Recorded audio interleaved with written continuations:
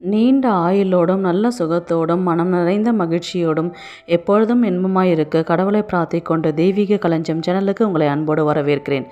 ஆன்மீக அன்பர்கள் அனைவருக்கும் என் பணிவான வணக்கத்தை சொல்லிக்கொண்டு இந்த பதிவினை தொடங்கலாம் வாங்க.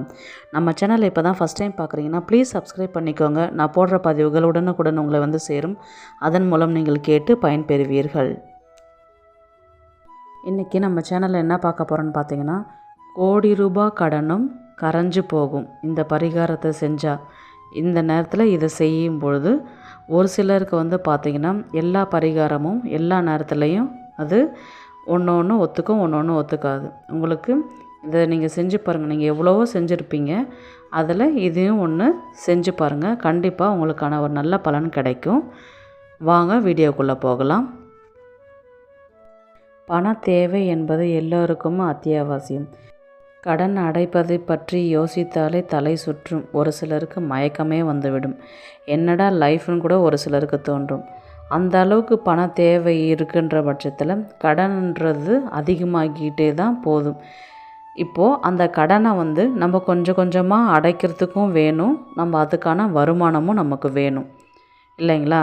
அப்போது நம்ம வருமானம் கொஞ்சமாக இருந்தாலும் கடன் வாங்காமல் நம்மளால் மெயின்டைன் பண்ண முடிஞ்சால் நம்மளை விட வசதியானவங்க யாரும் கிடையாது. அப்படின்ற பட்சத்தில் அதிக கடன் இருந்தாலும் சிறிய அளவிலான கடனாக இருந்தாலும் முதலில் நாம் குலதெய்வ வழிபாட்டை மேற்கொள்ள வேண்டும். ஏன் நமக்கு என்ன கஷ்டம் வந்தாலும் நம்ம எவ்வளோ சந்தோஷமாக இருந்தாலும் முதலில் வந்து நம்ம குலதெய்வங்கிட்ட தான் வந்து நம்மளுடைய கோரிக்கைகளை வந்து ஃபஸ்ட்டு நம்ம அவங்கக்கிட்ட நம்மளுடைய குறைகளை சொல்லி அவங்க நம்மளுக்கு அருள் கொடுக்கும் பொழுது நம்மளுடைய பிரச்சனைகள் பாதிக்கு பாதி ஒன்றும் இல்லாமல் போகும். எந்த ஒரு விஷயமா இருந்தாலும் ஃபஸ்ட்டு நம்ம குலதெய்வ வழிபாட்டை நம்ம மேற்கொண்டு அதை நம்ம முழுசாக அதை நம்ம செய்யும் பொழுது நம்மளுடைய பிரச்சனைகள் வந்து ஒன்றும் இல்லாமல் போகக்கூடிய ஒரு சக்தி வந்து பார்த்திங்கன்னா குலதெய்வ வழிபாட்டிற்கு அதிகமாகவே இருக்குது.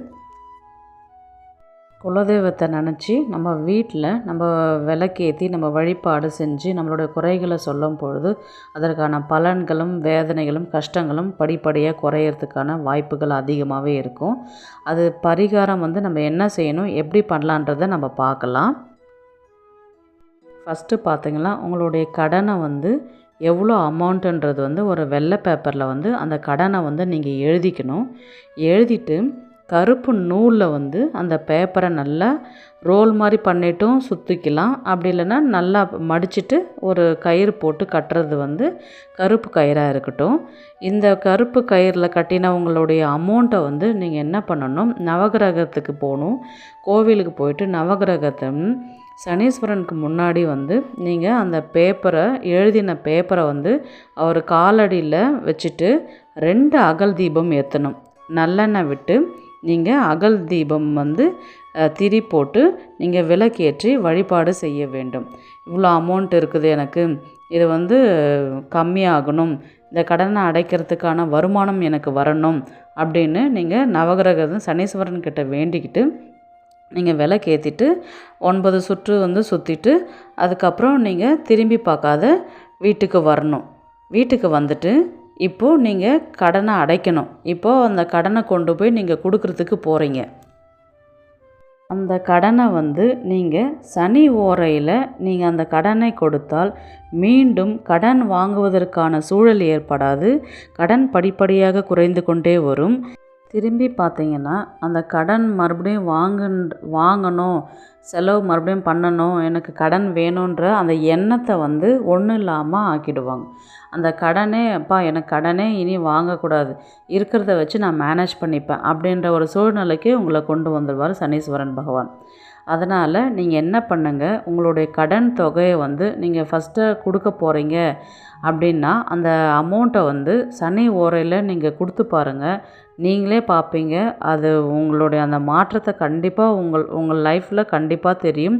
அதற்கான வருமானமும் உங்களுக்கு வரணுன்னும் போது நீங்கள் உழைக்காமல் இருந்தால் எந்த பணமும் நம்ம கை தேடிக்கு வராது, கடனை அடைக்கவும் முடியாது. நம்ம செய்கின்ற வேலையில் நம்ம இன்னும் கொஞ்சம் எஃபர்ட் எடுத்து நம்ம செய்யும் பொழுது கண்டிப்பாக நமக்கு பண தேவைன்றது அதிகமாக வரும். அதுக்கேற்ற மாதிரி கடனை அடைக்கிறதுக்கான நம்மளுக்கு ஒரு வழி பிறக்கும்.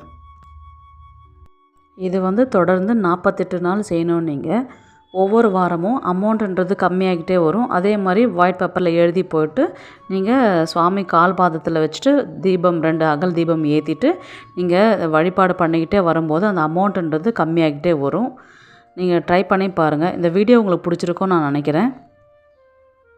நீ உண்ணும் உணவில் கோபத்தை காட்டாதே, சாப்பிடும்போது என்னை நினை. நீ உண்ணும் சோறு நானே, நானே உனக்கு ஆகாரமாய் பலம் தருகின்றேன் என்ற வரிகளோடு இந்த பதிவினை நிறைவு செய்து கொள்கிறேன். உங்களிடம் விடைபெறுவது உங்கள் புனிதவதி.